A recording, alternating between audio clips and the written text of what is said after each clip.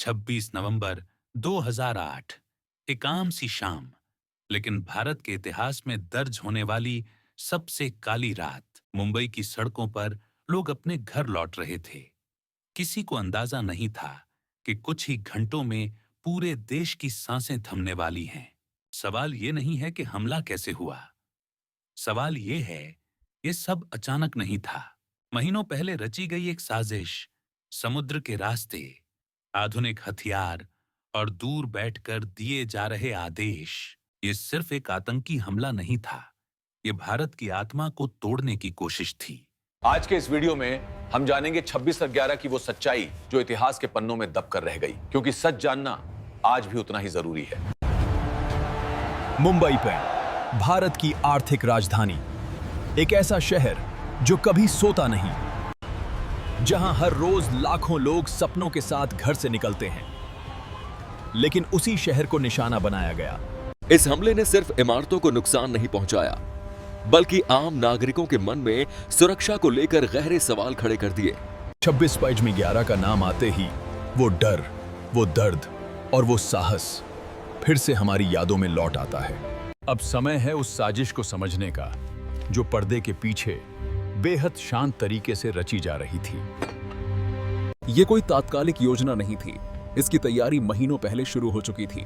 हर कदम, हर रास्ता पहले से तय किया जा चुका था। दक्षिण एशियाई पुरुष हमलावरों को सिर्फ हथियार नहीं दिए गए, उन्हें जानकारी दी गई, शहर की बनावट की, महत्वपूर्ण जगहों की और भीड़-भाड़ वाले समय की गई। समुद्र के रास्ते को इसलिए चुना गया क्योंकि ये अपेक्षाकृत कम निगरानी वाला था।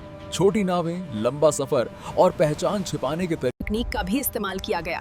लगातार संपर्क बनाए रखने के लिए दूर बैठकर निर्देश दिए जा रहे थे, ताकि हर कदम नियंत्रित किया जा सके।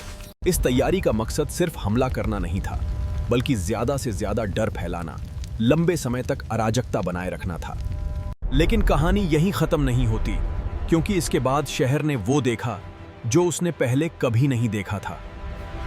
शहर के अलग अलग हिस्सों में कुछ असामान्य होने लगा, ऐसी घटनाएं जिनका आपस में कोई सीधा संबंध पहली नजर में समझ नहीं आ रहा था।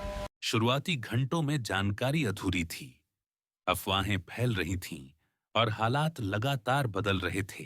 प्रशासन और सुरक्षा एजेंसियों के लिए ये एक बड़ी चुनौती थी, क्योंकि सामने एक नहीं बल्कि कई मोर्चे खुल चुके थे। शहर थम चुका था और देश की नजरें अब मुंबई पर टिकी थीं। शहर के अलग अलग हिस्सों से एक के बाद एक चिंताजनक खबरें आने लगीं। अब ये साफ हो चुका था कि मुंबई एक सुनियोजित संकट का सामना कर रही है। रात गहराती जा रही थी और उसके साथ बढ़ रहा था डर, असमंजस और बेचैनी। लोग अपने घरों में कैद थे। फोन लाइनों पर बस एक ही सवाल था, आखिर हो क्या रहा है? सुरक्षा एजेंसियां तेजी से हालात को समझने और संभालने में जुटी थीं, लेकिन चुनौती आसान नहीं थी। स्थिति लगातार जल्दी चलो, बदल समय रही नहीं थी है। और उस तरफ हर मिनट अभी बेहद कोई हरकत हो कीमती तो था। बताना।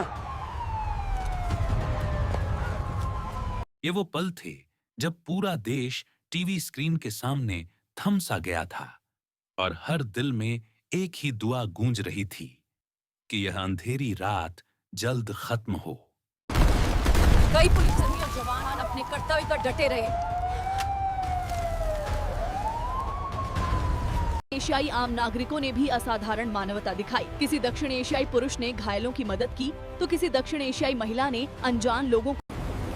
आज जब हम 26/11 को याद करते हैं, तो दर्द के साथ साथ गर्व भी महसूस करते हैं। 26/11 ने सिर्फ मुंबई को नहीं बदला, उसने पूरे देश की सुरक्षा को देखने का नजरिया बदल दिया।